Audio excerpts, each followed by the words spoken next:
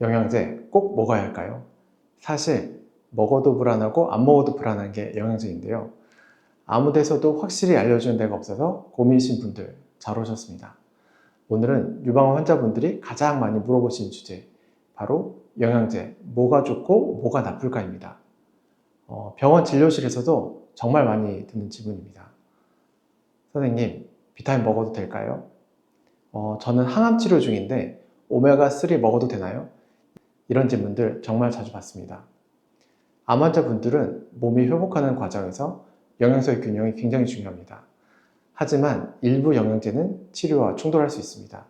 그래서 오늘은 도움이 되는 영양제, 피해야 하는 영양제, 그리고 어떻게 드시는 게 좋은지를 꼭 필요한 내용만 알려드리겠습니다.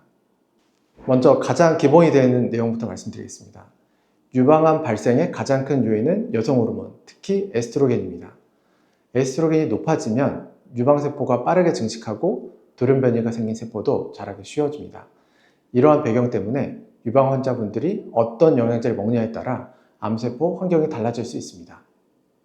즉, 에스트로겐 수용체에 영향을 주는 보충제는 조심해야 하고, 반대로 항산화나 면역력 강화 쪽으로 도움을 주는 영양제는 적극적으로 챙기셔야 합니다. 유방암 환자에게 도움이 되는 첫 번째 영양제는 바로 비타민 D입니다. 비타민 D는 면역 기능을 강화하고 여러 연구에서 암 재발률을 낮출 수 있다고 보고하였습니다. 예를 들면 한 연구에서는 비타민 D 수치가 높은 유방 환자들이 그렇지 않은 환자보다 재발률이 낮았다는 연구 결과가 나왔습니다. 하지만 이 비타민 D도 주의할 점이 있습니다. 비타민 D는 지용성이라 몸에서 쌓일 수 있습니다. 하루 2000 IU 정도가 일반적으로 안전하지만 결핍이 심한 분들은 주치의사와 상의 이후에 더 높은 용량을 쓰기도 합니다. 중요한 건 혈액검사로 수치를 확인하고 조절을 하는 것입니다. 유방암 환자에서 좋은 영양제 두 번째는 비타민C입니다. 비타민C는 강력한 항산화제이고 암세포의 성장을 억제할 수 있다는 실험 결과들이 있습니다. 특히 고용량 비타민C 주사가 항암치료 보조요법으로 연구되고 있는데, 이건 반드시 의료진 관리 하에서만 하셔야 합니다. 먹는 비타민C는 일반적으로 하루 1000mg 정도를 복용하시면 충분합니다. 하루에 3000 정도 복용하신 분도 계신데요. 한 번에 고용량을 먹으면 소변으로 바로 빠져나가기 때문에 아침, 점심, 저녁으로 나눠서 드시는 게 더 효과적입니다. 세 번째는 오메가3입니다. 오메가3는 염증을 줄이고 암세포의 전이를 억제하는 데 도움이 됩니다. 미국 하버드대학 연구에서도 오메가3를 꾸준히 섭취한 유방 환자들이 생존율이 높았다는 보고가 있습니다. 하루 1000mg EPA, DHA 복합 오메가3를 권장합니다. 단, 항응고제를 복용 중이시라면 출혈 위험이 있으니 꼭 주치의사와 상의하셔야 합니다. 다음은 셀레늄과 아연입니다. 셀레늄은 항산화 효소의 핵심 성분이라 암세포의 성장을 억제하는 데 도움을 줍니다. 아연도 면역세포 기능을 유지하는 데 꼭 필요합니다.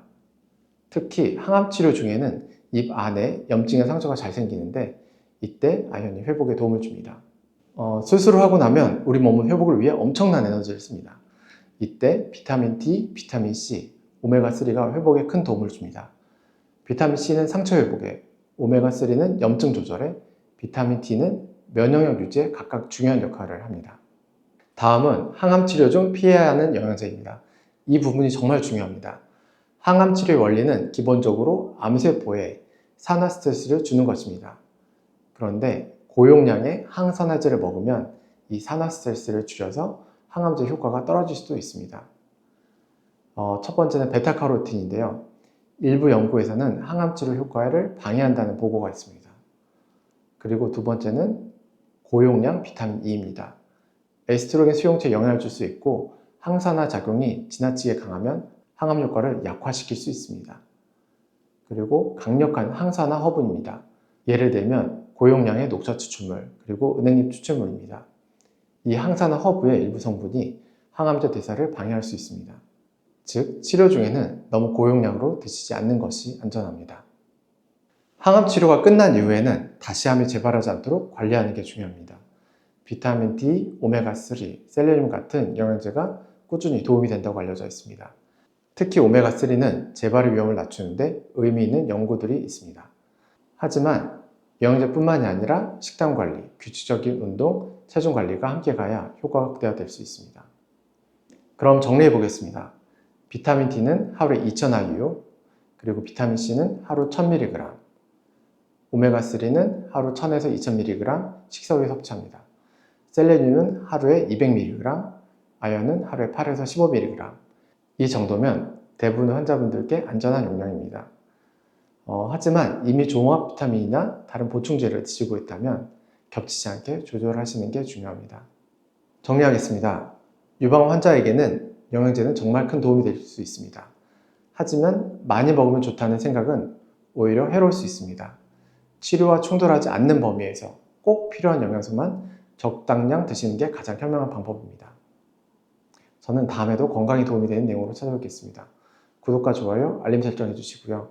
항상 건강하세요. 감사합니다.